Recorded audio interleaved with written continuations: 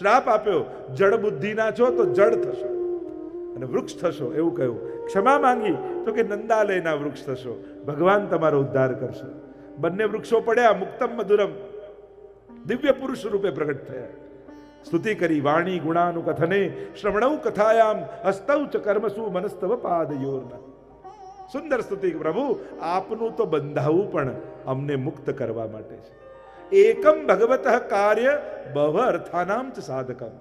પ્રભુનું એક કાર્ય પણ અનેક અર્થોને સિદ્ધ કરનારું હોય છે. મુક્તમ મધુરમ. પ્રભુનું મુક્તિ આપવું પણ માધુર્યયુક્ત છે.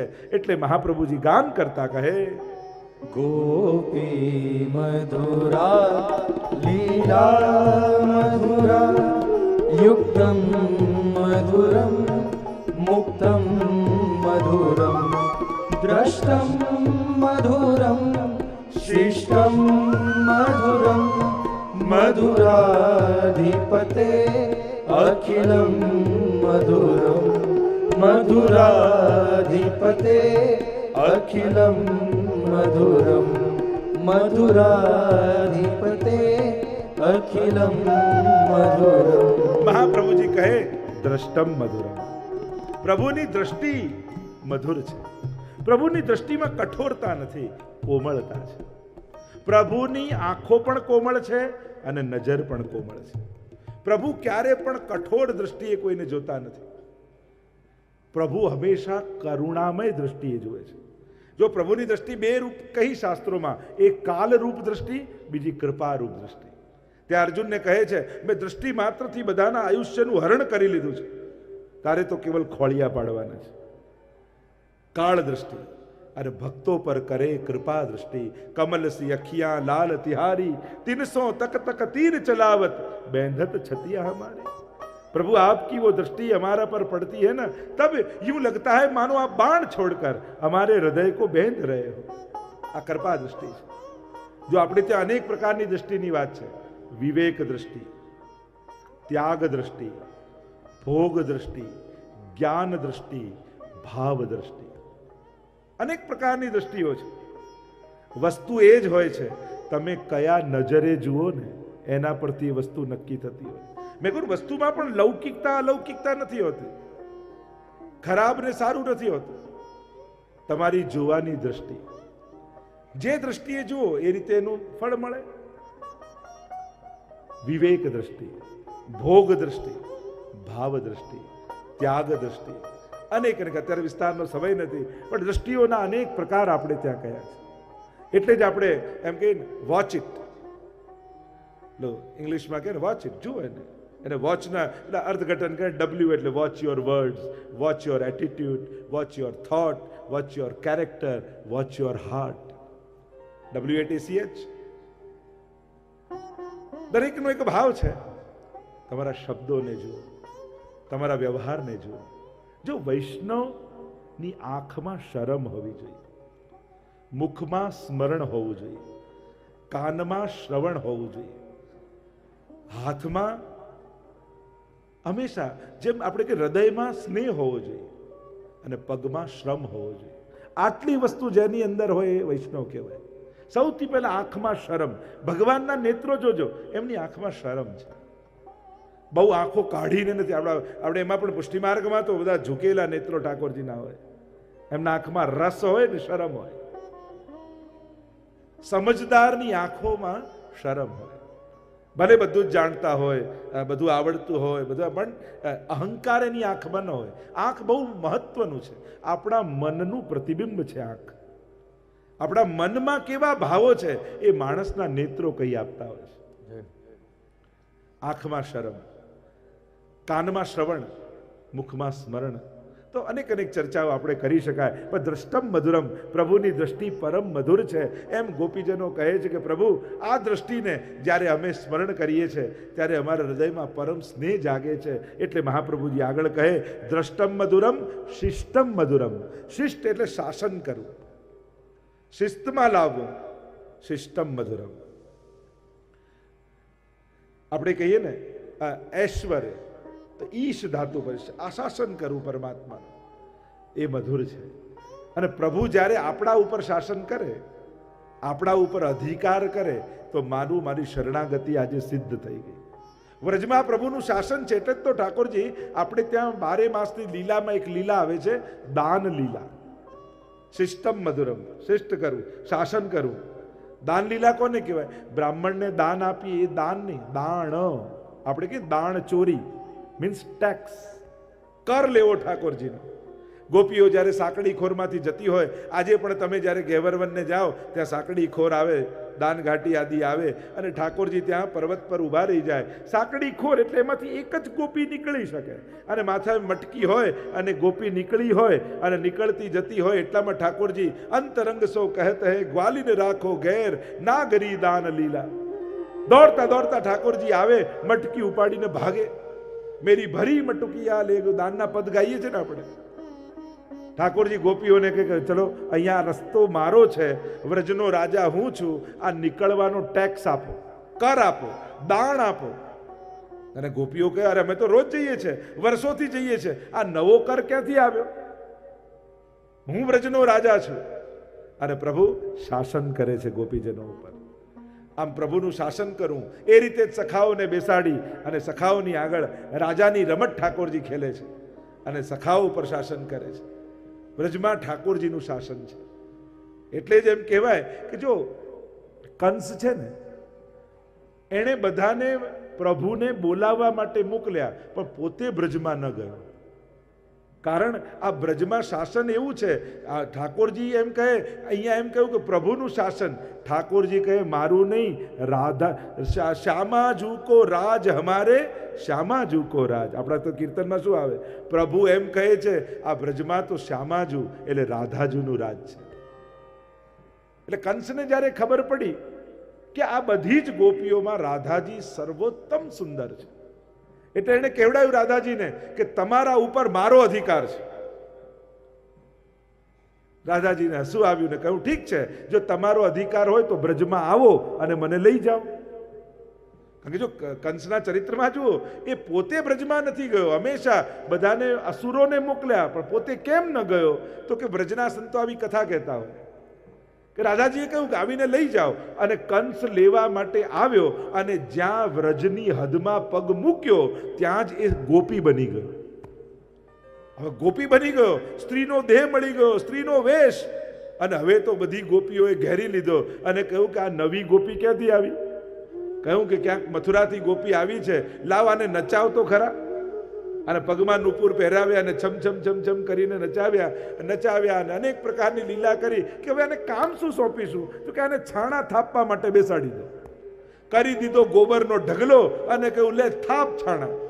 કંસ વિચાર કરે કે આ સ્ત્રી દેહમાં તો મથુરા જવાય એવું નથી, કે ભાગીને જવું ને મને આ દેહમાં જુએ તો લોકો શું કે?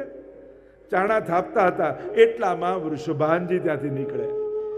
કંસને થયું કે આમને આજીજી કરું તો મારું કંઈક કામ થશે, એટલે દોડતો ગયો, વૃષભાનજીના પગે પડ્યો અને કહ્યું મને ક્ષમા કરો, ક્ષમા કરો, આ સ્ત્રી દેહ થઈ ગયો છે, કૃપા કરીને ફરી પુરુષ દેહ પ્રાપ્ત કરાવો. વૃષભાનજીએ કહ્યું હમણાં ને હમણાં દોડ અહીંયાથી, ભાગ અહીંયાથી, અને જ્યાં તું વ્રજની હદ વટાવીશ પાછો પુરુષ થઈ જઈશ. અને કંસ તો જે ભાગ્યો અને જ્યાં વ્રજની હદની બહાર ગયો અને પાછો પુરુષ બની ગયો. ત્યારથી કાન પકડ્યા, આજ પછી વ્રજમાં ક્યારે નહીં જવું. અને એટલા માટે શ્યામાજુ કો રાજ શિષ્ટમ મધુરમ. ત્યાં પ્રભુનું અને સ્વામીજીનું શાસન કરવું એ પરમ મધુર છે.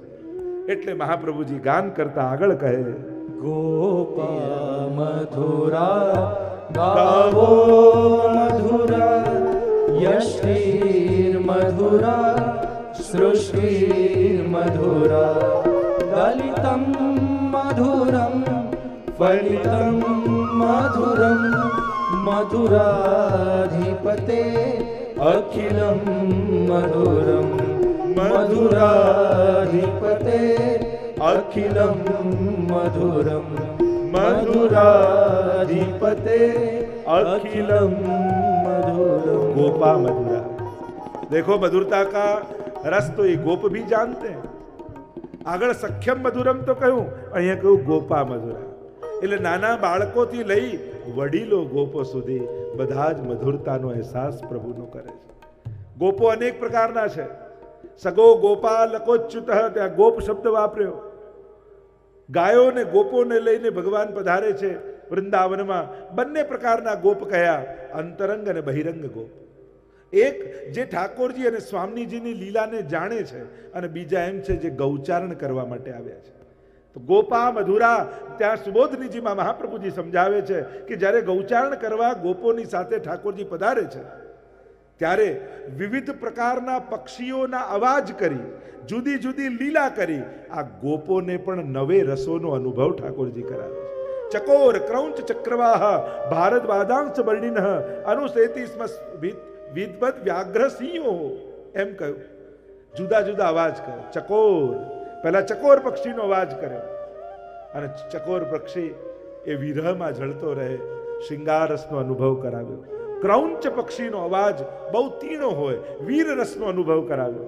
ચક્રવાહ, એની જન્મની અદ્ભુતતા છે, એનું વિચિત્રતા છે એના જન્મની, એટલે અદ્ભુત રસનો અનુભવ કરાવ્યો. આમ જુદા જુદા રસોની ચર્ચા કરી છે. અને ગૌચારણ કરતા કરતા ઠાકોરજી ગોપોને આ નવે રસનો અનુભવ કરાવે.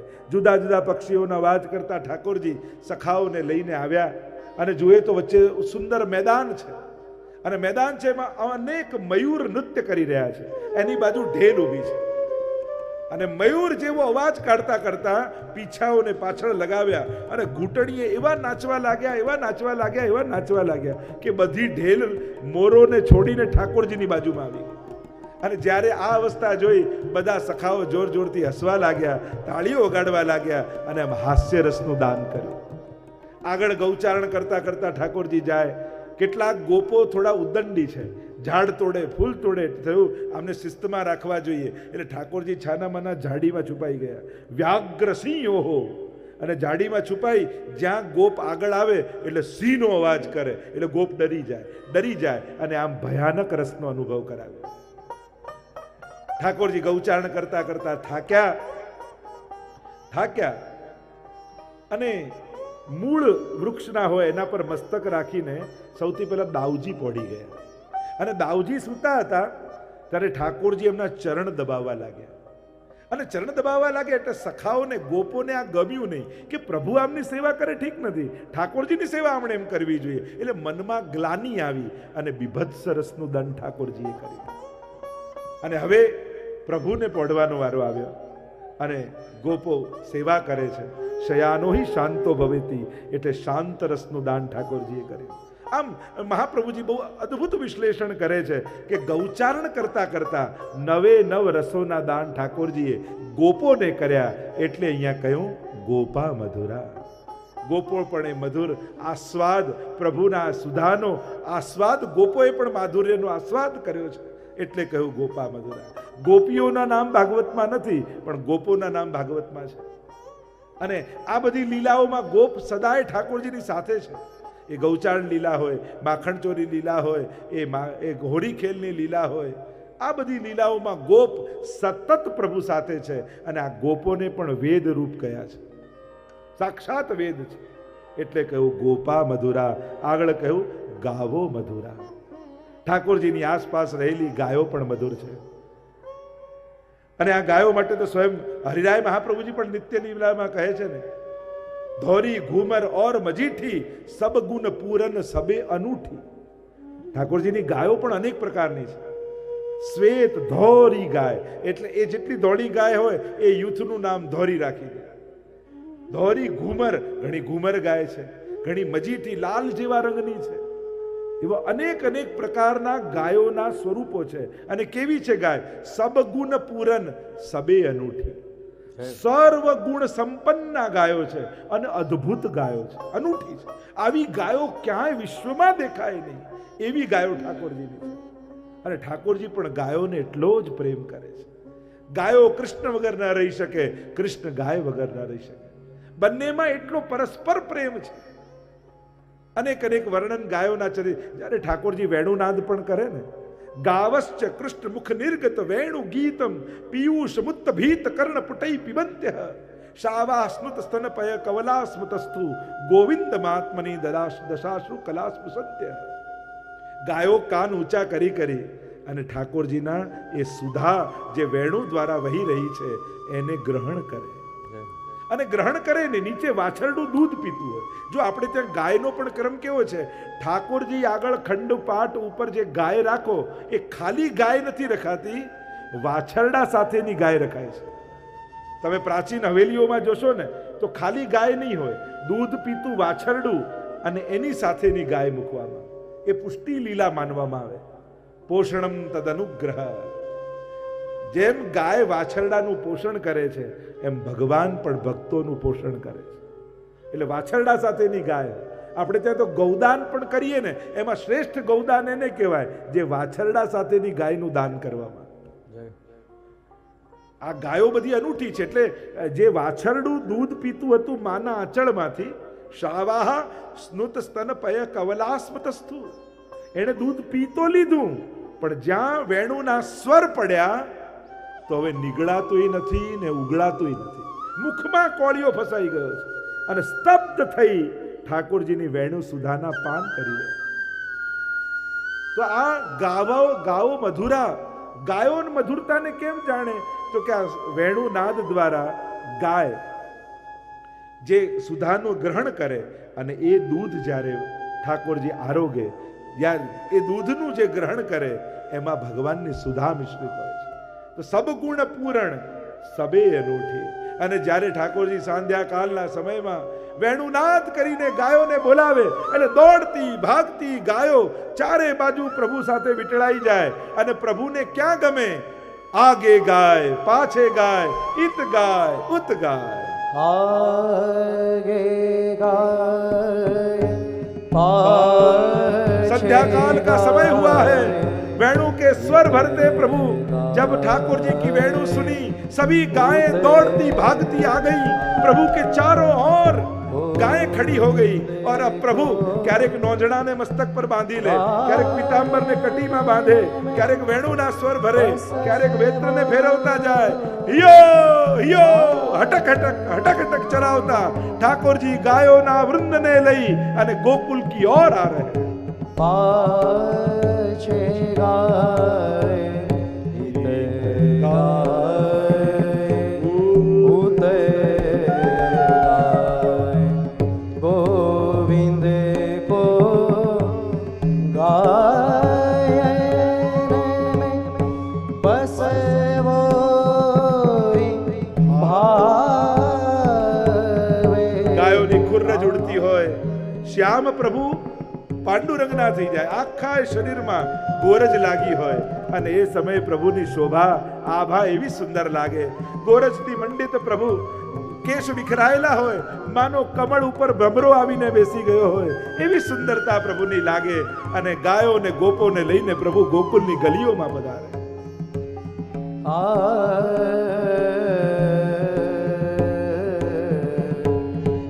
ગાયને કે સંગ ધ્યાવે ગાયને में सचुपावे गायने के खुर रे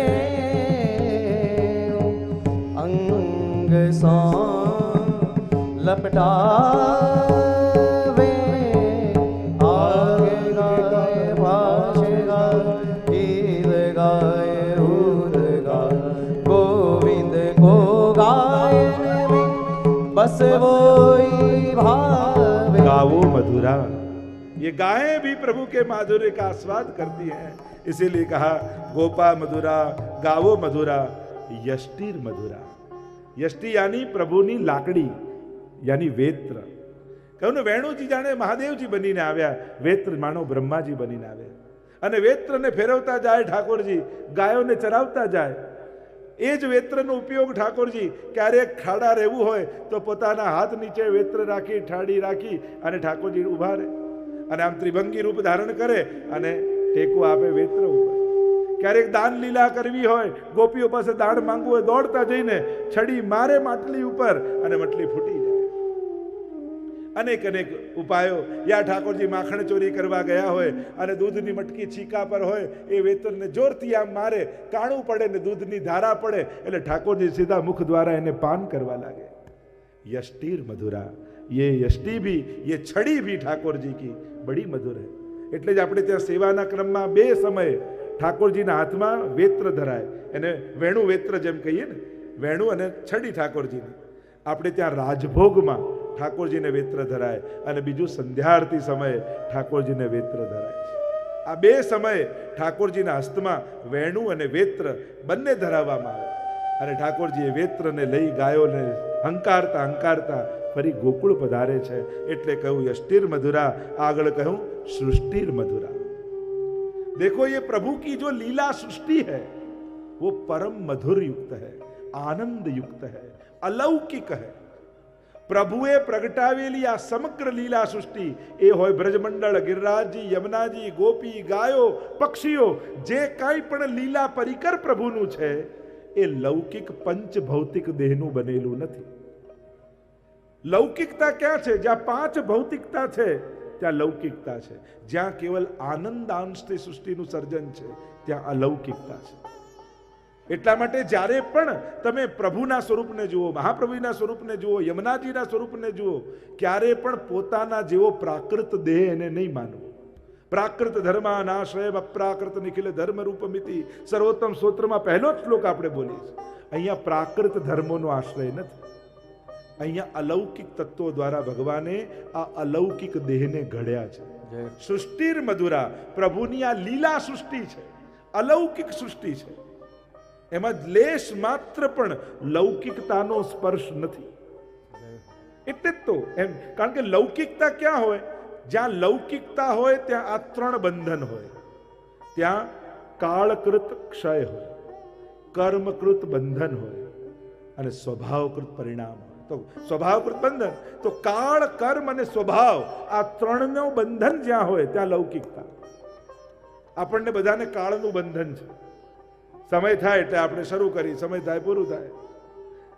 સમય બહુ એટલે જ કહીએ ને કે સારી ઘડિયાળ પહેરી લેવાથી સમય સારો થઈ જતો નથી. સમય તો સુધારવો પડતો હોય છે. ઘડિયાળ બંધ કરી દેવાથી સમય રોકાઈ જતો નથી, એ તો ચાલી જ રહ્યો છે. કાળકૃત બંધન બધાને લાગેલું છે. કર્મકૃત બંધન છે, જેવા કર્મ કરો એવું ભોગવવું પડે. લીલા સૃષ્ટિમાં કાળનું બંધન નથી. એટલે જ કોઈ ગોપીને ગરડી જોઈ, ક્યારે કૃષ્ણને ગરડા જોયા? જે જે રીતે પ્રગટ થયું છે કાયમ માટે એવું જ રહે છે. લીલામાં તો પ્રભુના સંકલ્પથી, સ્વામીજીના ભાવથી, મનોરથથી સૃષ્ટિનું સર્જન છે. ત્યાં જન્મ અને મરણ નથી. ત્યાં તો કેવલ વિચાર આવે કે આ મનોરથ છે, એ પ્રકારે લીલા પરિકર પ્રગટ થઈ જાય. કેવલ ઠાકોરજી અને સ્વામીજીના સંકલ્પથી લીલા સૃષ્ટિનું સર્જન છે. એટલે કહ્યું મધુરા. તો કાળનો ક્ષય ત્યાં નથી. કોઈને કાળ બાધા ત્યાં કરતો નથી. એટલે ત્યાં ઘડિયાળ જોઈને ટાઈમ જોવો પડતો નથી કે રાતભોગનો ટાઈમ થયો કે નહીં, કે શિંગારનો ટાઈમ થયો કે નહીં. ત્યાં બંધન નથી. બીજું કર્મકૃત પરિણામ નથી, કારણ કે ત્યાં લીલા છે, કોઈ કર્મ કરતું નથી, એટલે કર્મ બંધન ત્યાં નથી. અને ત્રીજું સ્વભાવકૃત બંધન નથી. ત્યાં તો બધા જ કેવલ પ્રભુના સુખાર્થ લીલા કરે છે. તો આ ત્રણ વસ્તુ જ્યાં હોય ત્યાં લૌકિકતા હોય, પ્રાકૃતતા હોય. અહીંયા તો અલૌકિકતા છે. સૃષ્ટિર મધુરા, પ્રભુની સમગ્ર. એટલે જ મેં કહ્યું, સેવામાં વપરાતી કોઈ પણ વસ્તુને લૌકિક બુદ્ધિએ નહીં જોઈએ. એ બધા જ અલૌકિક તત્વો છે. કારણ પ્રભુ માટે જ એનું સર્જન થયું છે, એટલે અલૌકિક છે. અને પ્રભુએ પણ સમગ્ર સૃષ્ટિને પોતાનામાંથી પ્રગટાવી છે. આ કોઈ વર્ણન સૃષ્ટિ સર્જનનું, એક છે ભૌતિક સૃષ્ટિનું સર્જન, એક છે લીલાત્મક સૃષ્ટિનું સર્જન. સ્વયં મહાપ્રભુજી પણ આજ્ઞા કરે છે ને, આ જીવોને પણ પ્રગટ કર્યા